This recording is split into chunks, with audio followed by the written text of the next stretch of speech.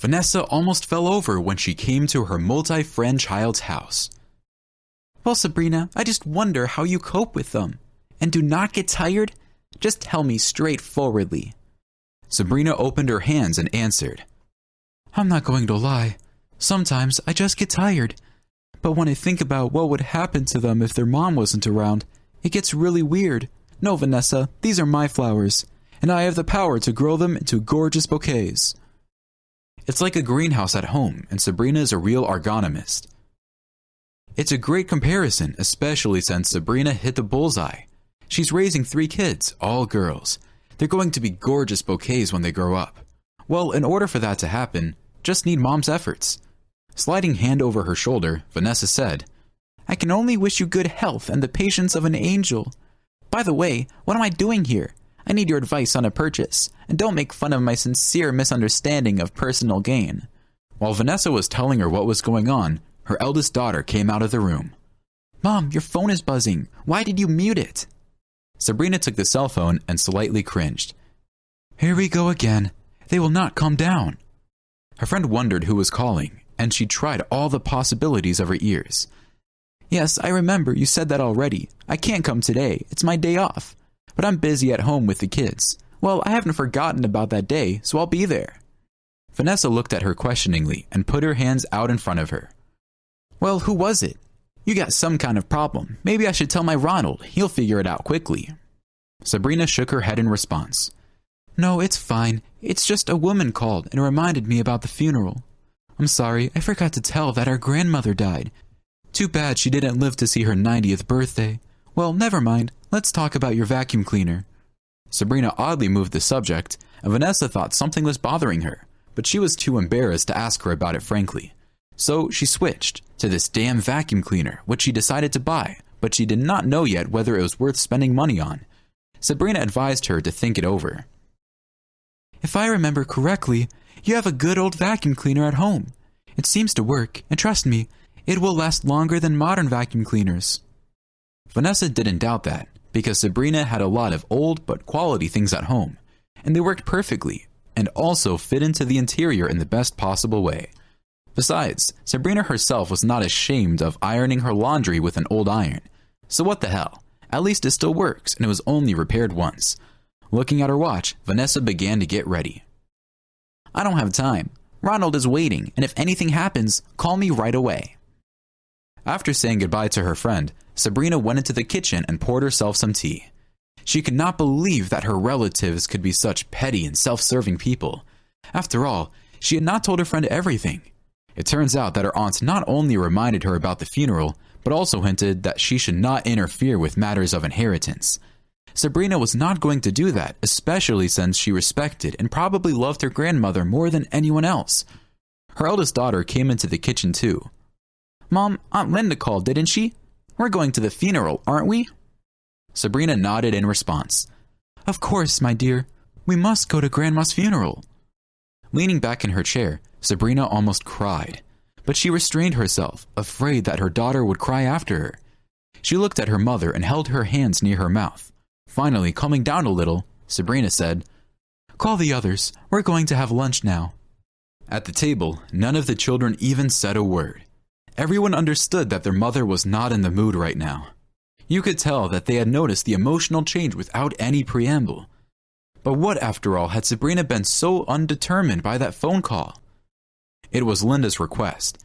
She wanted Sabrina to clean out the closet and put the old and unwanted things in the trash. So that was it. They needed the niece as a cleaner.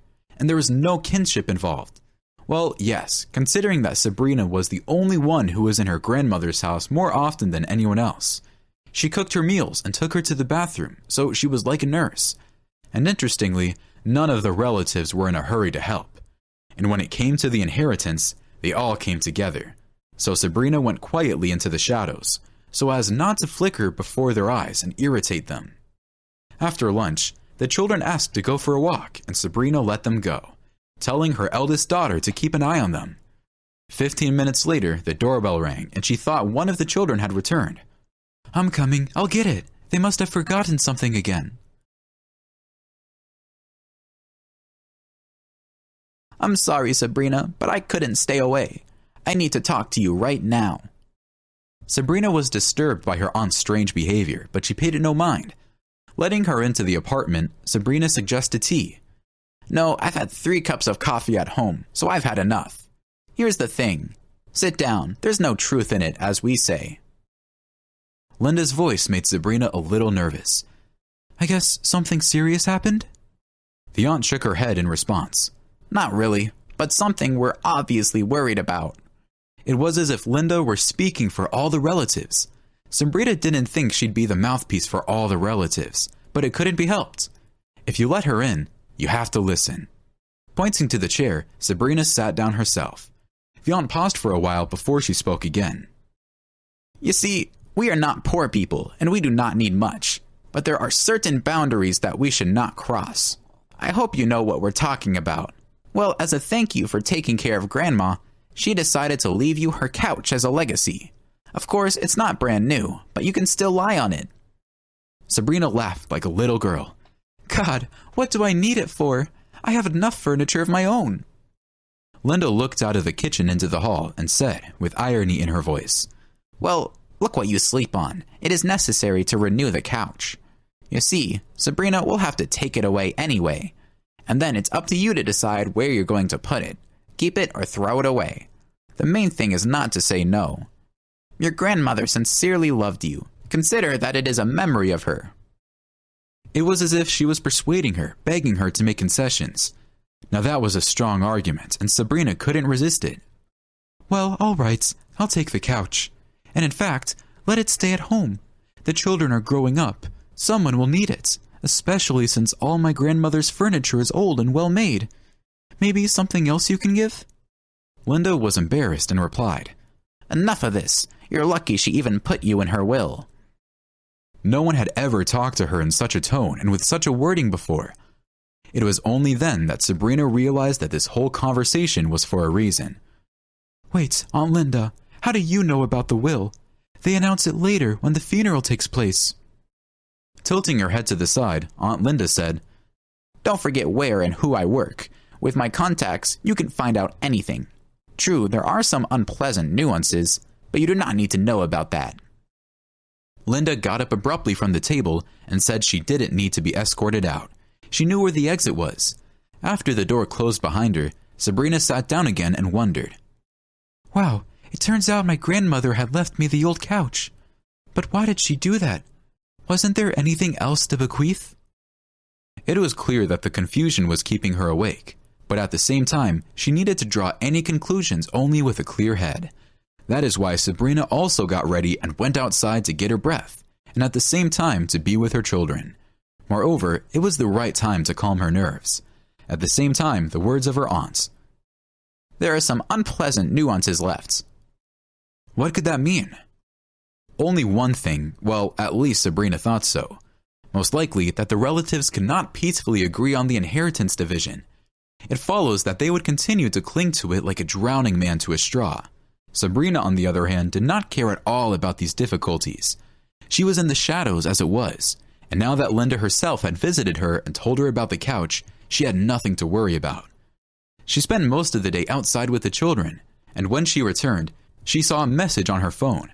It had been sent by her grandmother's cousin. He really wanted to talk to her, but at a convenient time.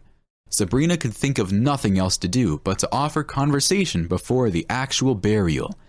It is said that at such moments, many people have an epiphany and they spill everything like in a confession. As they say, you can't run away from yourself. It's fate.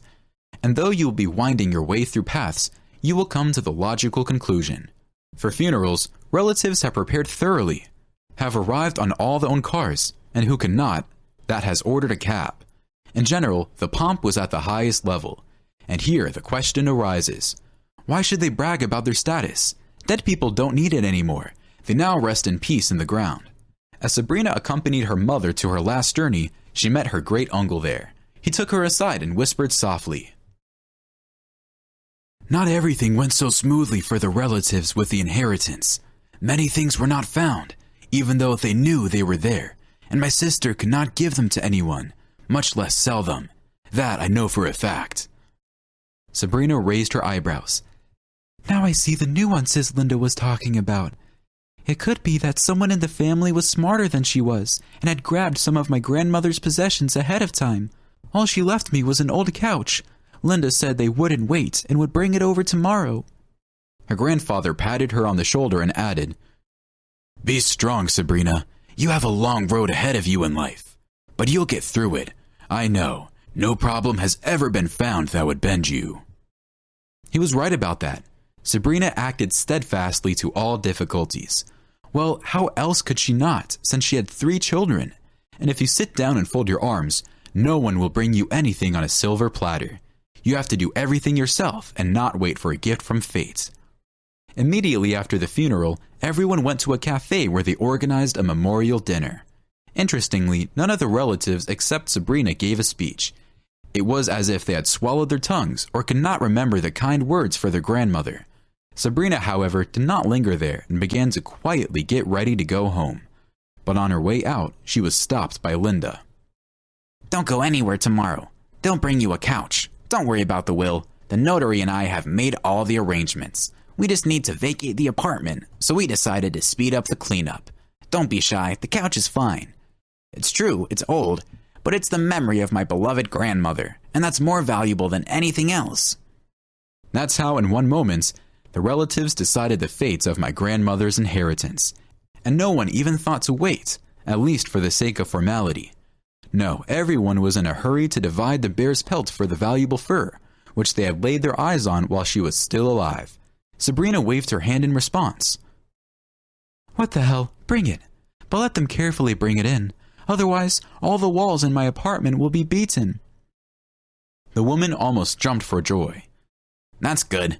That's one problem solved." In the evening, at the kitchen table, Sabrina's family once again remembered her grandmother. It was obvious that her children were very worried. Of course, great-grandmother loved to babysit them. The children still remember how she bought them sweets, congratulated them on their birthdays, and gave them presents. All of this remains in their memories and will not go away for a long time. At the same time, the behavior of the in-laws was somehow overshadowed. They were not even ashamed to openly discuss the division of the inheritance. On the other hand, if people had no regard for moral principles, it is difficult to expect any good deeds from them. For a moment, it seemed to Sabrina that she had been living in some other world until today. And there was no self-interest, along with greed, and no greed as a grave vice. Everything seemed decent though, if you had to understand. Sabrina probably just didn't notice the fatal changes. After all, she hardly had any free time to listen to gossip either. All she had in front of her eyes was home, work, and then back again. And so every day, like an endless stream. In the morning, Sabrina wanted to sleep in, but the phone call woke her up. It was Linda. "I hope you haven't forgotten that you're getting your couch today. Wait, the car should be here in an hour. I told the movers to be careful." Sabrina finished talking and went into the room with the children.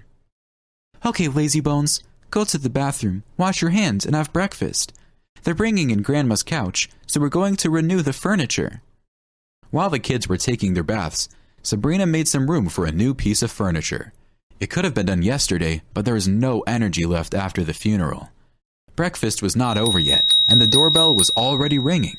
Sabrina let the movers in and showed them where to put the couch. They estimated that it would fit without any problem, and went downstairs to get the heavy luggage. Barely, but they carried it. "Take it, mistress. What a huge thing, as if a piano was lifted up to the 10th floor." Sabrina paid for their services and closed the door behind them. It was time to inspect the new thing, to prepare a bedspread and pillows for it. But then she wanted to check how it unfolded to see if the lifting mechanism was broken. As soon as Sabrina unfolded the couch, she almost turned white with horror. Inside was a cache, which was disguised as an additional compartment. Strange, and why hadn't the relatives found it? Although, considering how they were in a hurry to shove the annoying couch, it was not surprising. Sabrina opened the cache with trembling hands and shuddered. Lay inside antique and very valuable items that had once belonged to her grandmother. All the jewelry, gold ornaments, and antique coins had clearly been thrown in hastily, as if they were in a hurry to hide them. Not only that, but there was a note next to it, and Sabrina took it in her hands and began to read it aloud. "Dear granddaughter, I don't know how much time I have left to live in this world, so I've decided to hide a present for you. To leave these things as they are would be like giving them to ungrateful relatives. And they, as you know, don't really want to share it with you. In general, use it. It's valuable. Any antique dealer will tell you that. And remember your grandmother. Sabrina read the note while tears streamed down her face. This was the state in which she was caught by the children who approached her. The older daughter took the note from her mother's hands and began to read it. Then she looked at her younger sisters and said, I knew it. Great-grandmother didn't forget about us either. Sabrina did not tell anyone about what she had found in the old couch. Who knows? What if the relatives begin to be indignant, and then no one knows to whom they will belong? And Sabrina had no intention of proving that she had inherited it by right. So it turns out that fate itself had decided who to favor and who to make difficulties for. The relatives couldn't come to a consensus about the will and almost had a big fight. In the end, they decided to go to court to defend their inheritance rights. And only Sabrina got a well-deserved gift from her grandmother, which in the future will help her through the hard times, and not only to overcome difficulties, but also to educate her children in a spirit of respect for the older generation.